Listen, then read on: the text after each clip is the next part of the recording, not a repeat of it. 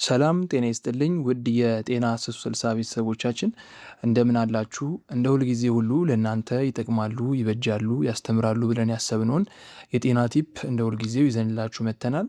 ዛሬ ትንሽ አስገራሚ ሊመስል ስለሚችል ጉዳይ እንወያያለን። እሱም ለምንድን ነው አንዳንድ ጤናማ የሚመስሉ ሰዎች ለልብ ድካም የሚጋለጡት የሚለውን። ይህ ጥያቄ ብዙዎቻችንን ግራ ያጋባናል። ምክንያቱም የልብ ድካም የሚከሰተው ግልጽ የሆኑ የጤና ችግሮች ባሉባቸው ሰዎች ላይ ብቻ እንደሆነ ስለምናስብ ነው። ነገር ግን እውነታው የልብ ድካም በማንኛውም ሰው ላይ ሊከሰት ይችላል። ማለትም ሰውነታቸው የሚጠብቁ ጤናማ ምግብ የሚመገቡም ንቁ ለሆኑ ሰዎችም ጭምር እንደዚህ አይነት ችግር ሊፈጠር ይችላል። ስለዚህ በዚህ ቪዲዮ ውስጥ ከዚህ በስተጀርባ ያሉትን ድብቅ ምክንያቶች እንመለከታለን። እንዲሁም ልብን ለመጠበቅ የሚረዱ ተግባራትንም እናያለን። ስለዚህ አብራችሁን ቆዩ እስከ መጨረሻው። በመጀመሪያ ጤናማ ማለት ምን ማለት እንደሆነ ግልጽ እናድርግ። ብዙውን ጊዜ ሰዎች ትኩረት የሚሰጡት በሚታዩ ምልክቶች ላይ ብቻ ነው። ማለትም ክብደት፣ የአካል ብቃት ደረጃ እና አመጋገብ ላይ። ነገር ግን የልብ ጤና ከሚታየው በላይ በጣም ውስብስብ ነው። በአካል ንቁ መሆን፣ አትክልቶችን መመገብ ቢሆንም ለልብ ድካም የሚጋለጡበት ሁኔታዎች ሊኖሩ ይችላሉ። ለምሳሌ የደም ግፊት በዝምታ የደም ቧንቧዎችን እየጎዳ መሆኑን ላታውቁ ትችላላችሁ። ወይም በጭራሽ የተጠበሱ ምግቦችን ባትመገቡም እንኳን የኮሌስትሮል መጠኑ ከፍ ያለ ሊሆን ይችላል። እንዲሁም ጄኔቲክስ፣ ጭንቀትና የእንቅልፍ ጥራትም ትልቅ ሚና ይጫወታሉ። ታዲያ በጤናማ ሰዎች ላይ ለልብ ድካም አስተዋጽኦ የሚያደርጉት ድብቅ ሁኔታዎች ምንድን ናቸው የሚለውን እስቲ እንመልከት። የመጀመሪያው ድብቅ የደም ግፊት መኖር ነው። ብዙውን ጊዜ ዝምተኛው ገዳይ ተብሎ የሚጠራው የደም ግፊት ብዙውን ጊዜ ምንም ምልክት አያሳይም።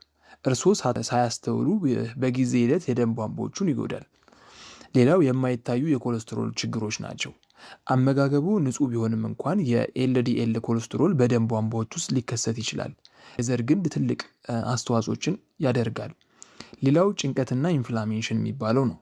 ይህም ስር የሰደደ ጭንቀት ድካም እንዲሰሙት ብቻ አይደለም የሚያደርገው፣ የልብና የደም ዝውውር ስርዓትንም ሊጎዳ ይችላል እና እብጠትንም ያነሳሳል። ሌላው የእንቅልፍ ችግሮች ናቸው። ማለትም ደካማ እንቅልፍ ወይም የእንቅልፍ መቆራረጥ የልብ ድካም አደጋን በዝምታ ሊጨምር ይችላል። በስተመጨረሻም ያልታወቀ ስኳር ወይም የቅድመ ስኳር በሽታዎች ናቸው። ይህ ማለትም የደም ስኳር መጨመር ምልክቶች ከመታየታቸው ረዥም ጊዜ በፊት የደም ቧንቧዎችን ሊጎዱ ይችላሉ። እዚህ ላይ ዋናው ቁም ነገሩ እነዚህ አደጋዎች ሁልጊዜ የማስጠንቀቂያ ምልክቶች ይዞ አይመጡም። ይህም ጤናማ እንደሆኑ ቢሰሙትም መደበኛ ምርመራ ማድረግና ግንዛቤ መያዝ አስፈላጊ ሆኖ ይገኛል ማለት ነው። የማስጠንቀቂያ ምልክቶቹ ቀድሞ እንዴት ማወቅ ይቻላል ለሚለው ጥያቄ ደግሞ ብዙ የልብ ድካም ማስጠንቀቂያ ምልክቶች ስውር ናቸው ወይም ከሌሎች ቀላል ችግሮች ጋር ሊመሳሰሉ ይችላሉ። ሊጠነቀቁባቸው የሚገቡ አንዳንድ ምልክቶችን ልንገራችሁ። ከእነሱም መካከል ከዕለት ተዕለት ድካም የተለየ የሆነ ከፍተኛ ድካም ከተሰሙት፣ አሊያም በተለመዱ እንቅስቃሴዎች ወቅት የትንፋሽ ማጠር ካስተዋሉ፣ በደረት፣ በመንጋጋ፣ በትከሻ ወይም በክንድ ላይ የሚሰማ ህመም፣ ጫና ወይም መጥበብን ካስተዋሉ፣ ያልተጠበቀ የማዞር ወይም ራስን የማሳት ስሜት ካለው፣ ፈጣን ወይም መደበኛ ያልሆነ የልብ ትርታን ካስተዋሉ፣ እነዚህን ካጋጠማችሁ ችላ አትበሉ። ወዲያውኑ የህክምና ባለሙያ አማክሩ። ቀደም ብሎ ምልክቶችን ማወቅ በሽታውን እንዳይባባስ ያደርጋል። ለመከላከልስ ምን እናድርግ ከሆነ ጥያቄያችሁ፣ የልብ ጤና መጥፎ ልማዶችን ማስወገድ ብቻ አይደለም፣ ጥሩና ዘላቂ ልማዶችን ስለመከተልም ጭምር ነው። ማለትም የደም ግፊት፣ ኮሌስትሮልን፣ የደም ስኳርና የሰውነት ክብደትን መለኪያ ወይም BMI ለመከታተል መደበኛ ምርመራ ማድረግ ያስፈልጋል። ሌላው ሙሉ ምግቦች ላይ ትኩረት ማድረግ፣ ማለትም አትክልቶች፣ ፍራፍሬዎች፣ ፕሮቲኖች፣ ለውዝና ጤናማ ቅባቶች ይመገቡ። የተቀነባበሩ ምግቦችን ከመጠን በላይ ጨውና ስኳር ያለባቸውን አይውሰዱ።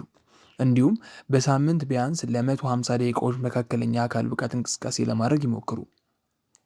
ማሰላሰልን፣ ጥልቅ አተነፋፈስን ወይም እረፍት የሚሰጡትን የትርፍ ጊዜ ማሳለፊያዎች ይሞክሩ። ስር የሰደደ ጭንቀት ሳታስቡት ትልቅ ጉዳት ያደርሳልና። ከ7 እስከ 8 ሰዓት ጥራት ያለው እረፍት ለማድረግ መልካም ነው። በጣም የሚያንኮራፋ ከሆነ ወይም በቂ እንቅልፍ አግኝተው ድካም የሚሰሙት ከሆነ ደግሞ ስለ እንቅልፍ መቆራረጡ ዶክተሩን ማማከር ይኖርቦታል። አልኮልን ይቀንሱ እና ማጨስም ያቁሙ። እነዚህ ሁለቱ ልቦና የደም ቧንቧውን ሊጎዱ ይችላሉ። በቂ ውሃ ጠጡ። ውሃ ደግሞ ደሙን በቀላሉ እንዲዘዋወር ይረዳል። እንዲሁም አጠቃላይ የሰውነት ስራን ይደግፋል። ስለዚህ በቂ ውሃ መጠጣትም ለዚህ እንደ መፍትሄ ይቆጠራል። ሌላው መቼ ነው ዶክተር ጋር መሄድ ያለባችሁ፣ መቼ ነው ዶክተር ማማከር ያለባችሁ የሚለውን እንመልከት። የቤተሰቡ የልብ ህመም፣ የስኳር በሽታ ወይም የኮሌስትሮል ታሪክ ካላቸው ወይም ደግሞ ማንኛውም የማስጠንቀቂያ ምልክቶች ካሳዩቦት በቶሎ ወደ ሐኪም ቤት ወይም ወደ ሆስፒታል መሄድ ይኖርቦታል። የቅድመ ህክምና ምክር ችግሮችን ቀድሞ መለየት እና ለእርስዎ የሚስማማ የመከላከያ መንገዶችን ለማወቅ መጣር አለባችሁ። እንዲሁም ስራ የሚበዛበት ከሆነና የአካል ብቃት እንቅስቃሴ ለማድረግ ወይም ጭንቀትን ለመቆጣጠር የሚቸገሩ ከሆነ የጤና ባለሙያ ከአኗኗሮ ጋር የሚስማማ ሚዛናዊና ተጨባጭ እቅድን ሊሰጣችሁ ይችላል። በስተመጨረሻም ልብ ጠንካራ ነው፣ ነገር ግን እኛ ቀላል ናቸው ብለን ለምናስባቸው የዕለት ተዕለት ምርጫዎች ወይም ለማይታዩ የጤና ችግሮች በጣም ስስ ነው። በውጫዊ ሁኔታ ጤናማ መሆን ሁልጊዜ በውስጥም በኩል ጤነኛ ነኝ ማለት አይቻልም። አብራችሁኝ ስለቆያችሁ በጣም አመሰግናለሁ። ይህ ቪዲዮ ጠቃሚ ሆኖ ካገኛችሁት ላይክ አድርጋችሁ ለምትወዱት ዘመድ አዝማዳችሁና ስለ ልባቸው ለሚጨነቁ ሰዎች ሼር አድርጓቸው። እንዲሁም እንደዚህ የጤና ቲፖች በየቀኑ እንዲደርሳችሁ ሰብስክራይብ አድርጋችሁ የደውል ምልክቷን ተጫኗት። በሌላ ጠቃሚ ቪዲዮ እስክንገናኝ ድረስ መልካም ጊዜ